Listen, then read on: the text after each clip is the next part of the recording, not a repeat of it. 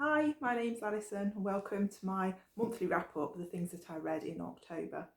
I'm quite a seasonal reader, as I've mentioned before, and October was kind of spooky month for me. So the first thing that I read, I actually bought this book back in the summertime but saved it particularly for October, and it's this book, Dracula by Decra Stoker and J.D. Barker. I'm so glad that I kept this book. It is absolutely amazing. I love this book so much. I might even start to read it every year.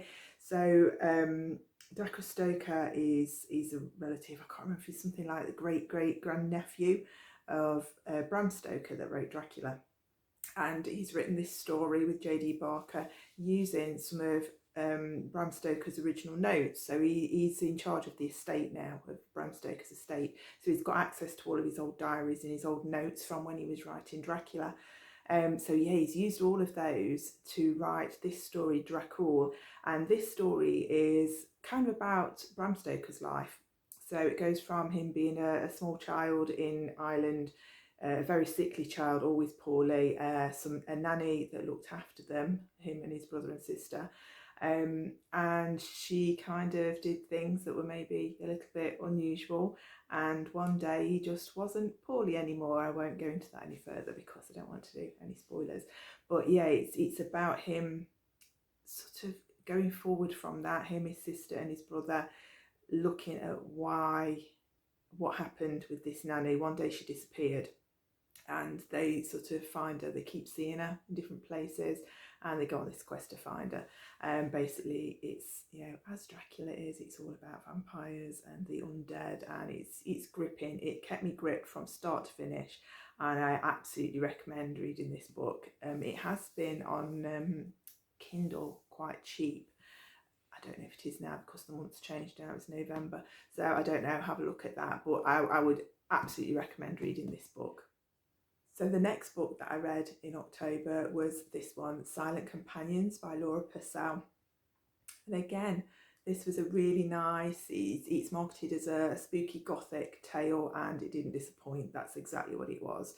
So following a young lady who's recently been married, her husband's gone off to his ancestral home to make some preparations for them to go live there, and he dies while he's there. She finds out she is pregnant and decides to move on to this ancestral home to see his body, but also to stay there. So yeah, she goes there, and while she's there, all sorts of weird and wonderful things happen.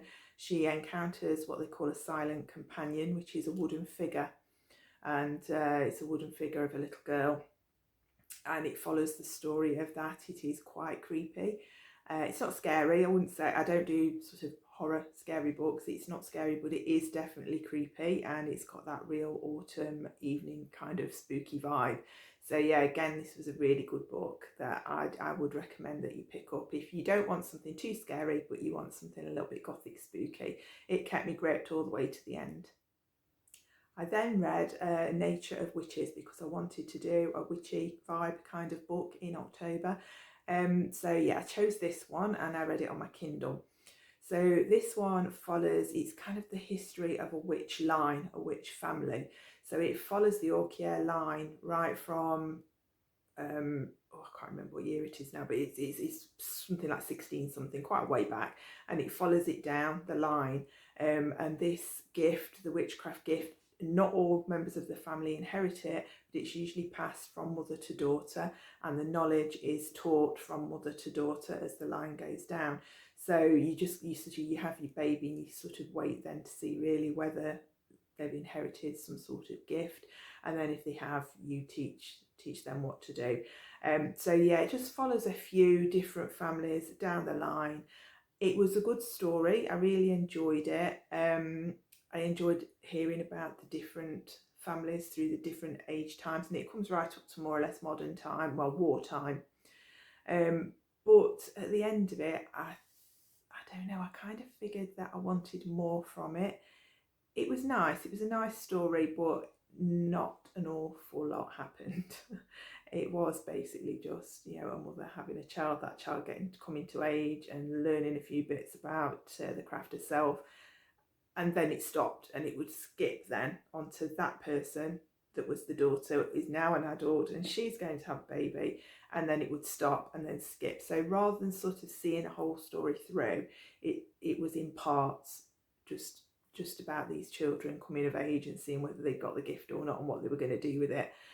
So yeah, it was a nice story, but I would have preferred one flowing story rather than little bits and then stopping.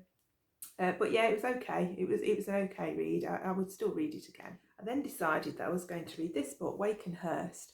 Now, I picked this up again back in the summer and I've been waiting to read it. I mean, look at the cover. It's got the most gorgeous cover. It's all silver embossed.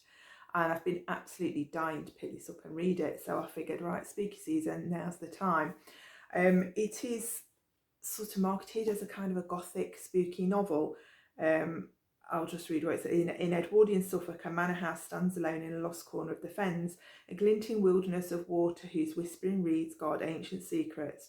Maud is a lonely child growing up without a mother, ruled by her repressive father. When he finds a painted medieval devil in a graveyard, unhallowed forces are awakened. Maud's battle has begun. She must survive a world haunted by witchcraft, the age-old legend of her beloved fens, and even more nightmarish demons of her father's past. Now, I thought this was going to be like this gothic, spooky, witchcrafty kind of novel. I got about halfway through and I decided to not continue reading it. I DNF'd it. Basically not because it was a bad book particularly, but it wasn't the book that I expected it to be. It wasn't really a creepy gothic-y novel. It was more, and there's nothing wrong with this, it's just not the sort of genre that I usually read. It was more a kind of tale of oppression and how women are oppressed by men, and how she grows up oppressed by her father. Mother was oppressed. Her mother was constantly pregnant, losing a child, pregnant again, losing a child, and despite warnings to her father that this had to stop or it would kill her, he wouldn't stop, being a man, and she eventually did die, leaving Maud and her father alone. So it's kind of about Maud then growing up with her father because they're kind of isolated in this fen house, and then one day something happens, and I didn't really get any further than that because although it was okay, it wasn't the spooky vibes that I wanted, so I decided to just go on and read something a bit more spooky instead. So after that, I decided to read a little book that I'd picked up that's not been out very long. I picked it up on my Kindle, called October, and this is a middle grade book, and it is such a lovely book. It's all about a little girl that lives with her dad in the forest. They've got a house, they live in like a little cabin house thing, they've got electricity and all of that kind of thing, but they live surrounded by the trees, surrounded by nature. She's kind of homeschooled and without a mother, and you do hear about what happened with her mother. And yeah, she just lives in this beautiful world of leaves and fall and owls. They find a baby barn owl which she starts to hand rear, and then one day, without giving too many spoilers, one day something happens. There's an accident with her father and he ends up in hospital, and the person, as she puts it in the book, the woman who is my mother, has to come to the rescue, and she has to go live with her for a little while. Her mum lives in London, which is a vast difference to where she's been, and it's all about this little girl coming to terms with what's happened to her dad, the fact that she's now in this place that's just so busy. She lives in the beautiful, quiet, peaceful nature environment. She's now gone into the city, into London, and everything's strange. The hospital's strange, everything's too loud, too busy, too much, too many people, too oppressive for her.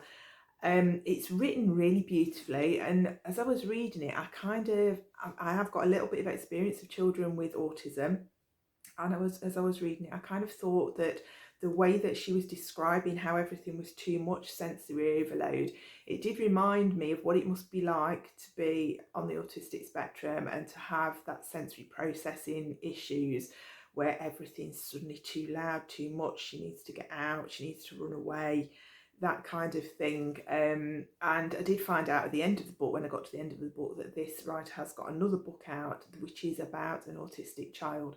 So I'm guessing that she's got experience in that area, and this was kind of the the sensory overload that she was experiencing. But yeah, it all works out nicely in the end. It's a beautiful book. I really suggest you read it. It's quite a short book, so, and it is middle grade, so it's quite an easy read. I wasn't keen on the pace of the writing at first. This is personal. I have issues reading things that are in the present, that are written first person present. So when they're sort of saying, I'm going to put the kettle on now, I'm filling up the water, I'm doing this, I'm doing that. To me, it seems like just like a list of things that they're doing rather than a nice flowing story. So personally, I do have issues with that kind of writing, but I pushed through that first little bit, that first little problem, and I got used to it. I got used to the flow of it and the way that the words are written, and I really, really enjoyed it. It was a beautiful, beautiful book, and I would definitely recommend reading that one. Normally, after I've done my monthly wrap up of what I've read in the previous month, I then do what I'm intending to read in the next month. But I'm finding that as I get new books and as I get things on my Kindle, that's changing. Things that I'm intending to read, I'm just not, because I'm thinking, well, I'll grab that one instead, and that is changing. So instead of sort of saying what I'm going to be reading next month, I'm just going to do it at the end of the month, and what I've read, and I'll tell you about that instead. And that way as well, you're not hearing about the same book twice. So yeah, I thought I'd do it that way from now on. I hope that you've enjoyed listening to what I read last month. I'd be really interested as well to hear what you've been reading and what books you recommend. So please do say that in the comments. And I shall see you again next time. Thank you for being with me today. Bye for now.